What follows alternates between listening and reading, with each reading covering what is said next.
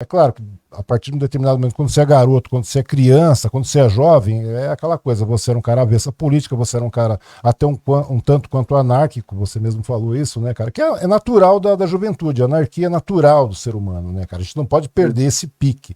Mas daí você acabou entrando na política, você começou a ver como é que funcionam os meandros da cidade, né, da política na cidade, da política não só aqui de Suzano, mas os demais municípios, porque você acabou conversando com várias personalidades de vários outros municípios aí do Condemate inteiro, tal, aquela coisa toda.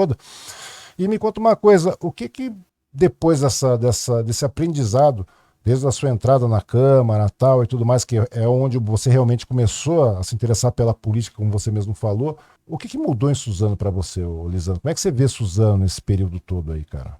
Sim, eu seria muito negligente comigo mesmo se eu falasse que a gente não vê avanços na cidade de Suzano. Eu acho que a gente enxerga isso.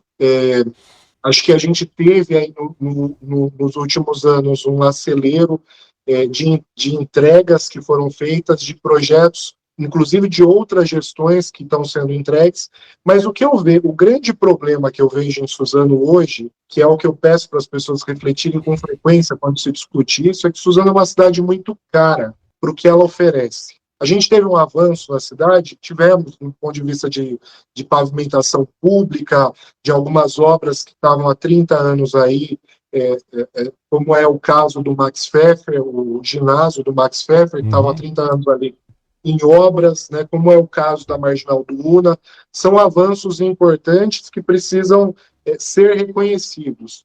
Só que dentro de um governo, a discussão ela é muito mais complexa para se fazer. E é uma discussão, Wang, que às vezes a população não está preparada para fazer. Uhum. Porque a população, no geral, ela só quer ver o asfalto bem pintado, a obra entregue, mesmo que ela não tenha compreensão de quanto isso custa para ela ou do tamanho do impacto que isso causa para a cidade. Eu acabei de citar duas obras que já estão em execução, já estão, né, executadas, entregues, em funcionamento, mas que a gente ainda vai levar alguns anos para terminar de pagar. Uhum. Né? Essas foram atitudes que alguns outros prefeitos não tomaram porque tinham cuidado de evitar o endividamento da cidade. Outros têm menos esse cuidado e vai criando operações de crédito, endividamento, aumento de IPTU, aumento de ISS, que são impostos que a gente traz para a cidade. E aí você vê, em determinadas situações, como é o caso de Suzano hoje, uma cidade que tem um custo de vida muito alto. Basta você comparar o custo de um aluguel em Suzano com Mogi das Cruzes, por exemplo. Você percebe que exige um esforço muito maior da população para se manter aqui, mas uma carência, ao mesmo tempo, muito grande em alguns aspectos que, na minha opinião, são fundamentais, como é a questão da saúde do ser humano. Eu penso que saúde é uma coisa prioritária, que não pode ter problema, mas que eu recebo diariamente reclamações. Eu tenho dentro da minha casa a minha mãe, que é usuária do sistema público de saúde.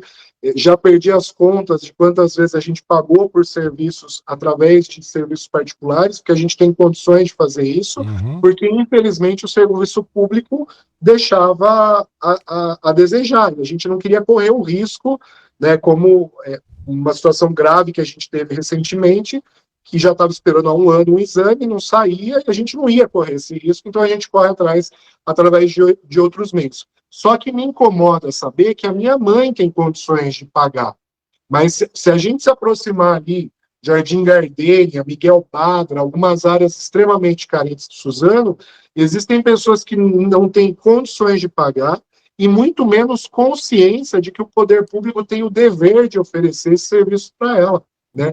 Uma coisa que a gente faz muito aqui no Instituto, quando as pessoas nos procuram para pedir serviços de saúde, que é um dever o Estado, o município entregar, é orientar a pessoa a procurar a OAB, através de mandato de segurança, porque hoje a Justiça já oferece remédios constitucionais, né, Uhum. mecanismos que garantem o direito da pessoa e não tem essa de fila, não tem essa de que tem que esperar 2 anos. A Justiça mandou, o município tem que cumprir, porque é um direito constitucional da pessoa o acesso à saúde.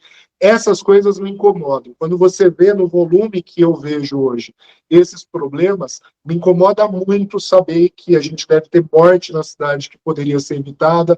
A gente tem pessoas que às vezes contraem doenças ou têm doenças avançadas que poderiam ser evitadas se a gente tivesse um sistema básico de atendimento, principalmente nos postos de saúde, que dão o atendimento mais amplo, mais ágil, preventivo, para evitar que as pessoas sejam submetidas a algumas doenças. Isso me incomoda muito, e isso faz com que eu veja a cidade de uma forma insustentável. Gasta-se muito, compromete-se muito o orçamento, mas muitas vezes não se valoriza o primordial, que é a saúde das pessoas, por exemplo.